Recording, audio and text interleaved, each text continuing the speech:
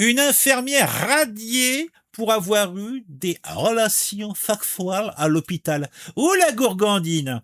Une infirmière d'un hôpital du Pays de Galles a été licenciée après avoir eu des relations sexuelles dans et sur son lieu de travail. Alors moi, au début, je me suis dit, mais bon, mais quelle est donc cette hérésie? Et puis j'ai lu. Oui, j'ai lu.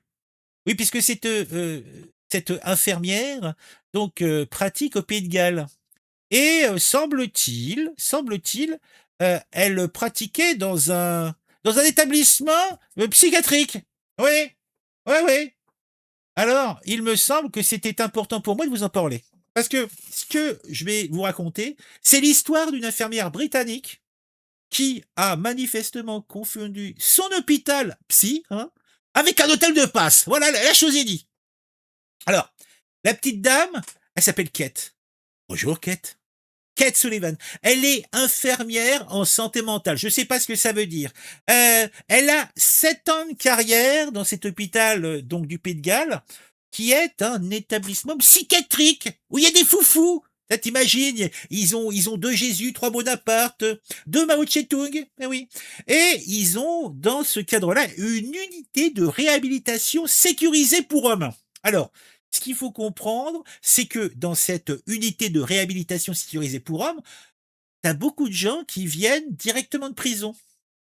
Donc, on est somme toute dans un établissement sérieux, avec un cadre lui aussi sérieux, un cadre qui exige professionnalisme, rigueur, voire en tout cas un minimum de tenue. Et Kate, elle avait la culotte en feu. Et elle a eu une interprétation peut-être un petit peu trop créative de son contrat de travail. Moi, je dis ça, je dis rien, mais je le dis quand même. Donc, entre mars 2021 et janvier 2022, hein, moins d'un an quand même, Kate Sullivan s'est fait monter par un collègue au moins 3 fois. Donc elle a eu des rapports sexuels. Elle s'est fait prendre donc la brouette japonaise, le titi parisien, la turlute enchantée. La totale, Kate, c'est une pro. Donc elle a pas fait ça hors du boulot. Non, non, non, non, non, non, non. Comme tout le monde. Mais elle a fait ça dans l'hôpital pendant les heures de travail. Hein. Et en plus, elle avait même pas débauché. Hein. Elle faisait ça, tic-tac, merci Kodak. Et elle faisait ça, non pas à midi, mais plutôt à minuit pendant ses gardes de nuit. 3 fois dans l'établissement, elle s'est fait saillir, la gourgandine, et chaque fois, elle l'a fait avec désinvolture. Et moi, cela me force l'admiration. Oui.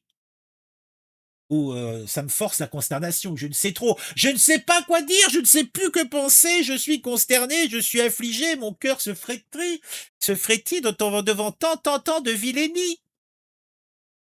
Donc, premier épisode, c'était le 4 mars 2021 dans le Hub Shop. Et le Hub Shop, pour ceux qui ne savent pas, c'est la cafétéria de l'hôpital. C'est là où clients et puis servi tout ce qui était services médicaux, tu vois, infirmières, docteurs, etc. Eh ben viennent prendre un petit cône, un petit cône de chocolat, un petit chocolat chaud même, un lait, un lait de soja par exemple, et tranquillement installé, et d'autres boire du café. Bon, en tout cas, c'est la cafétéria d'hôpital. Là, t'as Kate Sullivan, femme à la croupe généreuse, qui demande à une collègue qui était là de les laisser seuls, elle et son fameux collègue. La collègue n'est pas mauvaise fille, et puis il fallait qu'elle retourne voir les patients, obtempère. Et depuis la pièce d'à côté, elle entend des bruits. Oui, elle entend des bruits. Et des bruits, somme toute, qui laissent pensif, qui laissent rêveur. Elle entend des coups contre le bureau. Oui, des vocalises. Donc, pas franchement ambigu. Pour résumer, Kate, elle était en train de se faire péter le fiac dans la cafétéria. C'était le premier épisode. Deuxième épisode, là, c'est dans le recharge room, où là, Kate, un petit peu échaudée, peut-être qu'elle avait vu un truc un petit peu croustillant, envoie un SMS à sa collègue. Je viens de coucher avec mon collègue. Il est dans la salle de recharge. Il est en train de se recharger. On appréciera la transparence. Elle prévient sa collègue.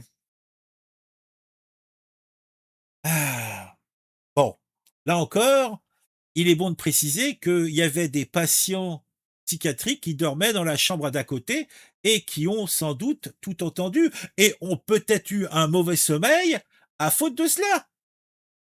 Et c'est pas fini, mes bons amis. Il y a le troisième épisode, peut-être le pire. Oui, encore un SMS qui est envoyé à sa collègue. Hein. Et la collègue, elle était pas contente. Hein. Elle aussi, elle aurait voulu prendre son petit coup de trick. Hein. Mais Madame Kate n'est pas partageuse. D'ailleurs, c'est le fameux d'histoire. Elle aurait dû partager, hein, puisque le bourriquet, a priori, était gaillard. Il était gaillard, l'animal.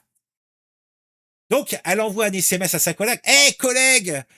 Mon collègue qui turlupine le chihuahua vient de coucher avec moi.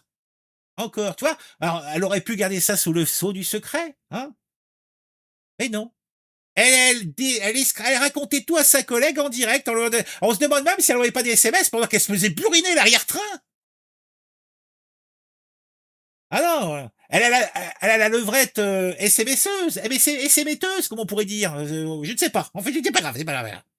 Donc, au fil, au fil des jours, on peut dire que c'est accumulé dans le téléphone de sa collègue une vraie correspondance de guerre de sa vie amoureuse. Et il y avait un moment où cela ne pouvait plus durer. Puisque Kate Sullivan, la gourmande, ne s'est pas contentée de transformer, et je vous l'ai dit, les couloirs de son hôpital en décor de série adulte. D'ailleurs, certains envisagent même d'avoir entrevu Rocco rentrer dans l'hôpital, s'isoler avec Kate dans un chiotte et voir la fille sortir des chiottes la gueule pleine de flotte. Je ne sais pas. Donc, on reproche aussi à Kate, et c'est là peut-être qui est le plus grave, c'est qu'on reproche à Kate d'avoir enfermé un patient dans son bureau, star baissé, pendant 20 minutes. Donc, elle aurait fait des saloperies avec un patient. Je vous rappelle qu'on est déjà dans un hôpital, un hôpital psychiatrique. Donc, bien sûr, devant tous ces faits, il y a eu un jury disciplinaire qui a été monté. Eh oui, comme le partenaire de Kate, bien monté même. Donc, ce jury disciplinaire a été monté et a qualifié ce comportement de, je cite, sexualisé. Et a noté qu'elle avait, je cite encore, des difficultés à comprendre les limites. Bah, dis donc. Difficulté à comprendre des limites. Bah, dis donc. On est dans un service de psychiatrie et c'est l'infirmière qui a des problèmes de limites. Eh, bon, dis donc. Eh, c'est comme au casino, hein, la retourne. Cerise sur le gâteau, hein, quand même, Kate, pendant ce temps-là, avait une raison, donc une liaison plutôt officieuse avec ce collègue, hein, et elle ne l'a pas déclaré à son employeur, parce qu'en plus, il semblerait que il faille déclarer les relations sentimentales que l'on peut avoir avec des collègues dans ces établissements. Donc, bien sûr, elle a tenté de nier. Non, non, non, non, non. Non, non, non, non, non, non, non, non, je n'ai rien fait, ce n'est pas vrai, ce n'est pas vrai. Donc, elle a nié lors de cette enquête.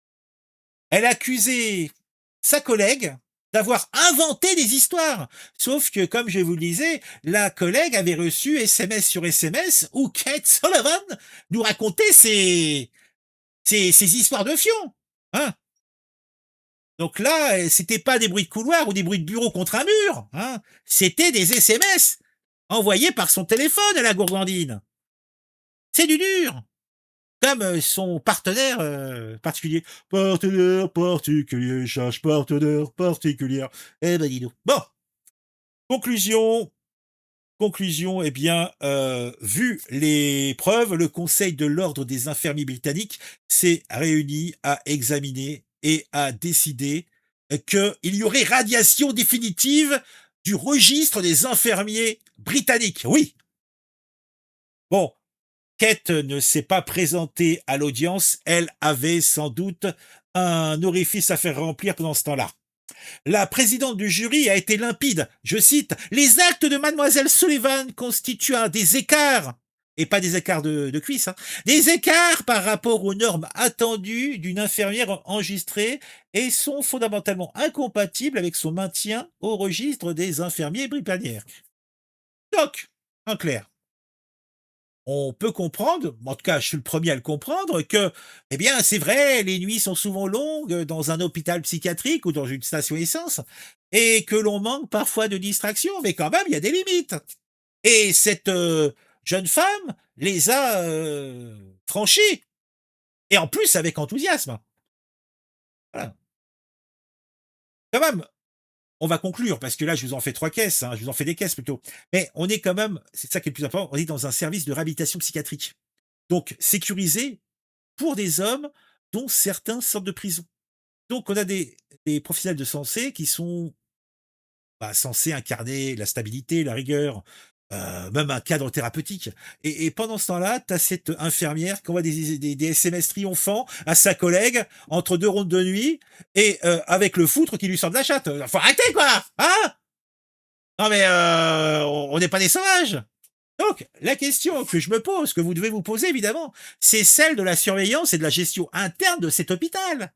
Comment 3 épisodes de ce type ont-ils pu se produire sans qu'une hiérarchie quelconque réagisse?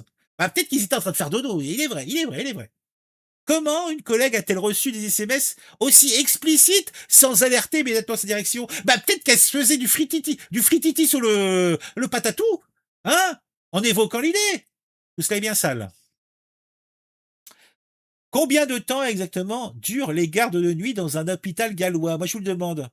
Parce que c'est quand même curieux. Parce que, oubliez pas que la première histoire, c'était dans la cafétéria où s'est fait le rendez-vous galant. Vous imaginez, hein? Après, t'as les petits vieux qui viennent voir leur muse et qui s'assoient et ça sent la cyprine à plein nez. C'est l'horreur, c'est l'épouvante. Kate Sullivan a quand même servi la communauté pendant 7 ans de bons et loyaux services, donc il faut quand même lui être reconnaissant de son travail.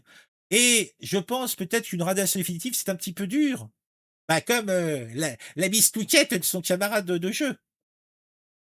En tout cas, j'attribue à cette Kate Sullivan un satisfecit. Et je lui laisse une place dans les annales du professionnalisme médical britannique, qui n'est pas à la hauteur du professionnalisme français, bien sûr, ça va sans dire, mais quand même, dans les annales.